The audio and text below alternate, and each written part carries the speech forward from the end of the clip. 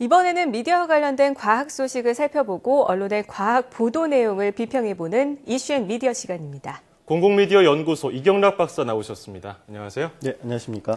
네, 오늘은 어떤 내용을 준비해 오셨습니까? 예, 오늘은 좀 가볍고 좀 흥미로운 주제로 이야기를 나눠보겠는데요. 네. 바로 색채를 다르게 인식하는 그런 심리적 요인들에 대한 내용입니다. 얼마 전 한 드레스 사진이 그 세계적인 관심을 또 모으고 우리 언론에도 소개되기도 했는데요. 바로 그 흰금 파검 드레스의 논쟁이었습니다. 혹시 진행자들께서는 해당 그 드레스 보신 적 있으세요? 사진? 네, 사실 온라인에서 워낙 뜨겁게 이슈가 되다 보니까 저도 찾아보게 됐는데 맞아요. 빛에 따라서 색깔이 많이 달라지더라고요. 네, 예.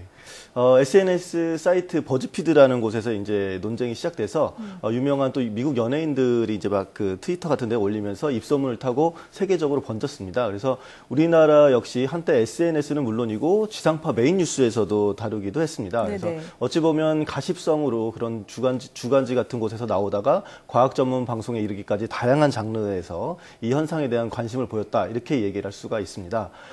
뉴욕타임즈 같은 경우는 그 현상을 설명했는데 드레스는 뭐 흰금인가요? 혹은 파검인가요? 라는 제목의 기사에서 이 색깔들을 따로 떼어서 이렇게 보여주기도 했습니다. 그래서 봤더니 네. 흰색이나 파란색으로 느껴졌던 부분이 원래 색깔은 그러니까 자세히 보니까 어두운 푸른색이었고 또 금색이나 검은색으로 보인다고 사람들이 했던 그런 원래 색깔은 탁한 겨자색으로 이제 정확하게 이제 밝혀지긴 했습니다. 근데 여기서 낸 그 결론은 사진을 볼 때 보는 사람이 그림자 때문이라고 인식하는 경우에는 원래의 드레스가 흰색이랑 금색 이렇게 보이고 그 엷은 오렌지색 불빛에 비춰서 나타난 색이다 이렇게 머리에서 두뇌로 인식하고 볼 경우에는 파란색 검정 파검 드레스로 보인다 뭐 이런 식으로 이제 뉴욕타임즈는 설명을 했습니다. 일단은 다 달라요. 내용만으로는 이해가 잘 안 되는데 조금 과학적으로 접근하는 기사는 없었습니까? 예, 이와 관련해서는 그 색채 항등성이라는 개념으로 설명하는 경우들이 많이 있었습니다. 그래서 과학 웹진인 사이언스온에서도 이런 부분들을 그 다른 잡지들에서 어떻게 나는지 이런 부분을 설명을 하기도 했는데요. 이 색채 항등성이란 조명 조건이 다름에도 불구하고 특정 대상의 색을 비교적 일정한 것으로 경험하는 현상, 이것을 말을 합니다. 그래서 이와 관련해서 이른바 체커보드 착시 이런 것을 통해서 설명을 해드릴 수 있을 것 같은데요. 지금 화면에 나오고 있는 그 그림은 1995년 미국 MIT 공대의 에드워드 아델슨 교수가 개발한 그 그림입니다. 그런데 시청자 여러분들이 지금 보시기에는 그 체크판 아까 부분에 A와 B 부분 그 색깔이 좀 다르게 보였을 텐데 이제 포토샵 같은 걸 지워서 이걸 실제로 이것을 따로 떼어내서 따로 보면 같은 색인 것을 알 수가 있습니다. 네. 그래서 이 그림은 색채 항등성이 어떤 방식으로 작용하는지 이런 것들을 잘 보여주는 그런 착시인데요. 어두운 네모꼴 그 사면에 밝은 네모꼴이 붙어 있기 때문에 그 대비가 굉장히 또 강조되고 그런데다가 회색빛이 또 흐릿한 가장자리를 갖기 때문에 그 그림을 보고 있으면 실제 세상의 그림자가 이렇게 작용한 것처럼 이렇게 보인다는 것이죠. 근데 막상 실제 색깔을 떼어놓고 보면 같은 색이었다는 것입니다. 네, 사실 너무 신기한데요. 뇌 기능의 작용으로 저렇게 바뀔 수 있다는 건가요?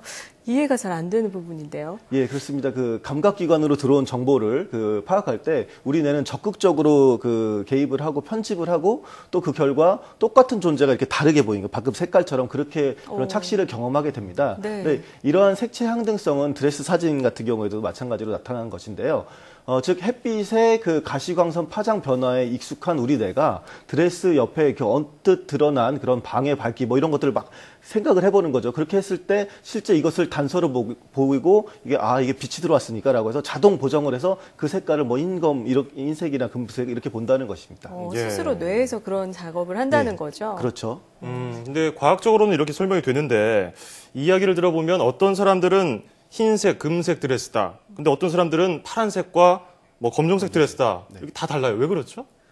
이와 관련해서는 뭐 시각 심리학적 해석들이 좀 나뉩니다. 그래서 그것도 내셔널 지오그래픽의 기사를 보면 안구에 들어오는 빛이 특정 방향으로 꺾이면 파검 드레스로 그리고 또 다른 방향으로 꺾이면 또 흰금 드레스로 보이게 된다 이렇게 설명을 했습니다. 그래서 좀 과학적으로 얘기하자면 망막에 이제 수용기라는 게 있는데 수용기가 최초의 빛 정보, 즉 주변에서 들어오는 빛의 파장에 어떻게 영향을 받느냐에 따라서 흰금과 파검이 결정된다는 것입니다. 그래서 이런 것도 일종의 바텀업 과정이라고 이제 볼 수가 있는데 네. 그런데 또 반대로 탑다운 과정에 중점을 두는 그런 가설들도 있습니다. 그래서 이 얘기는 학습에 의해서 색채 보정이 달라지고 또 다른 경험을 가져온다 이렇게 보는 내용인데요. 예를 들어서 이제 저 같은 경우 아침에 흰금 드레스로 보였거든요. 똑같은 사진을. 네. 근데 이게 알고 보니까 파검 드레스였다. 실제가 그렇게 생각하고 일종의 학습 과정을 거치면서 저녁 때 다시 보니까 이것이 파검 드레스처럼 보이는 거죠. 이제 네. 그렇게 인식을 할 수 있다는 것도 이 가설입니다. 근데 뭐 저희 개인적인 경험으로 봤을 때에는 LCD 모니터 있지 않습니까? 요거를 요 각도에서 보면은 흰금 이렇게 흰금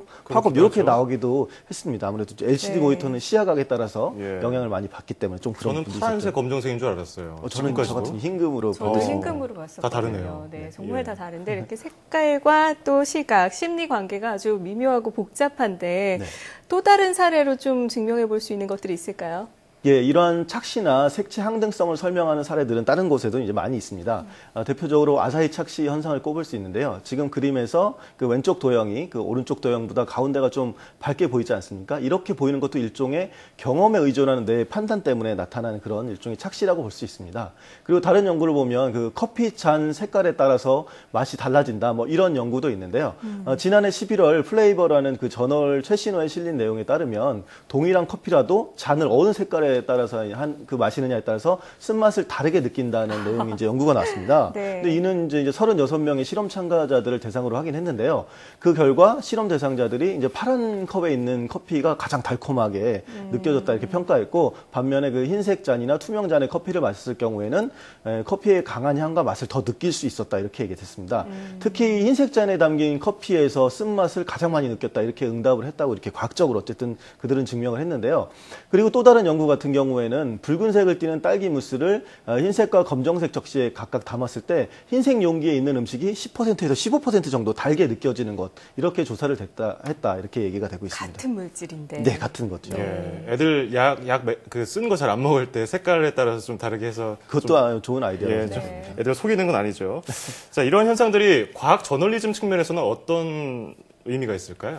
예, 그 과학 저널리즘 아까도 뭐 맥가이버 얘기 나와서 흥미성, 대중성 얘기했는데 그 핵심 역할 중에 하나가 바로 과학의 대중화입니다. 그래서 따라서 일상에서 흥미를 줄 수 있는 소재들을 발굴하고 이에 대한 그 과학 개념을 설명하는 그런 방식의 접근이 매우 바람직하다고 이렇게 볼 수가 있습니다. 적어도 과학 원리의 해석에 있어서만큼은 흥미성, 그러니까 다른 저널리즘에서는 흥미성을 쫓는 것이 좀 지양되어야 하지만 그렇죠. 과학 원리는 계속 사람들에게 흥미를 주는 것들 이런 것들이 매우 중요하다고 생각됩니다. 네, 사실 오늘 너무 재밌고 흥미로웠는데요. 이렇게 대중들이 생활 속에 숨어있는 다양한 과학 원리에 흥미를 느끼고 지속적으로 관심을 가질 수 있도록 도와주는 것이 참된 과학 저널리즘의 역할이 아닐까 싶습니다. 자, 지금까지 공공미디어 연구소 이경락 박사와 함께 이야기 나눴습니다. 오늘 말씀 고맙습니다. 네, 감사합니다.